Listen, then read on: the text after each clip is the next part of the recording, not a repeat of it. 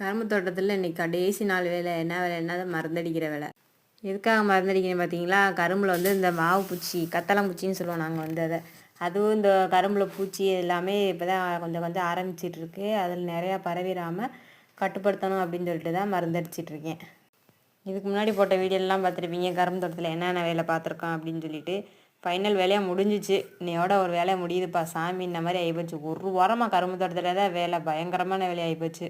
கடைசியாக மருந்து அடிச்சு விட்டுட்டு நீ அதுக்கப்புறம் அந்த கட்டியிருக்கேன் பார்த்தீங்களா பிடிச்சி, அதை பூராமே அவுக்கணும். அதை முடிச்சிட்டோம்னா வேறு வேலை இல்லை. நீ அடுத்து தண்ணி பாய்ச்ச வேலை தான். அதுக்கப்புறம் 1 மாதம் ஆகும் கரும்பு அடிக்கிறதுக்கு. தண்ணி பாய்ச்சினுக்கு அதுக்கு ஈரமாக இருந்ததுக்கு வதி வேறு ஓவராக இருந்துச்சு. அது இந்த ப்ரேயரை தூக்கிட்டு வேறு நடக்க முடியல. அவனுக்கான வலிக்கு வெறுக்கிட்டு வேறு இருந்துச்சு.